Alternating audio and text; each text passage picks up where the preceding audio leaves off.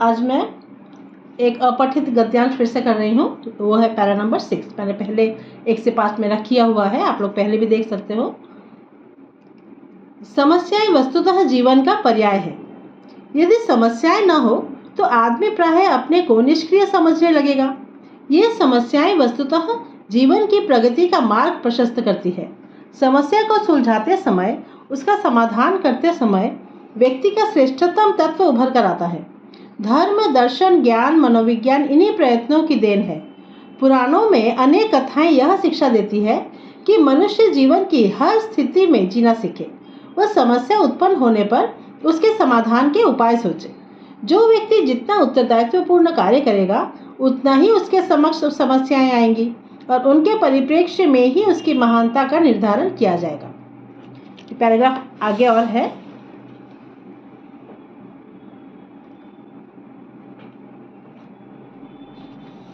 दो महत्वपूर्ण तथ्य स्मरणीय है। क्या? प्रत्येक समस्या अपने साथ संघर्ष लेकर आती है। प्रत्येक संघर्ष के गर्भ में विजय निहित हो रहती है।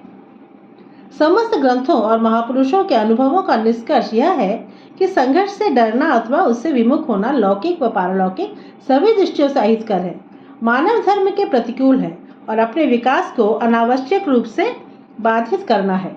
आप जागिए, उठिए, दृढ़ संकल्प और उत्साह एवं साहस के साथ संघर्ष रूपी विजय रथ पर चढ़ जाए और अपने जीवन के विकास की बाधाओं रूपी शत्रुओं पर विजय प्राप्त कीजिए। इस अनुच्छेद का उचित शीर्षक दीजिए।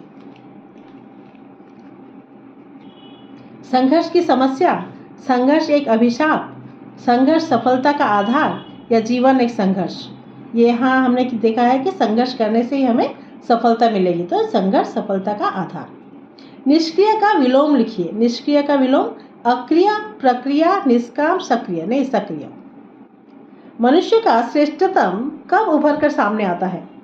मतलब मनुष्य के अंदर जो किसी भी इंसान के अंदर क्वालिटी है वो कब सामने आता है किसी के, ऐसे तो नहीं जान पड़ेगा। समस्या में पढ़कर, संघर्ष में पिसकर, समस्या को सुलझाते हुए या कर्म करते हुए। समस्या को सुलझाते हुए। कोई भी प्रॉब्लम अगर कोई इंसान सॉल्व कर देगा तो ही हम कहते हैं अरे बाप रे कितना इंटेलिजेंट है, उसने तो ये प्रॉब्लम ही सॉल्व कर दी, कितना प्रॉब्लम था ये।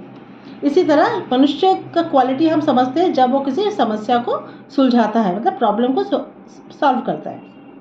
संघर्ष रूपी विजय रथ पर चढ़ते जाए में कौन सा अलंकार है?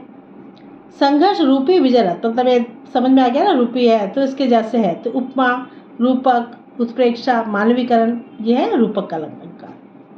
विजय का निवास कहाँ होता है? यहाँ पे विजय किसी का नाम नहीं है। यहाँ पे हमने पढ़ा था कि विजय मतलब हम जीतते हैं, मनुष्य जीतता कहाँ है, तो जीत कहाँ रहता है?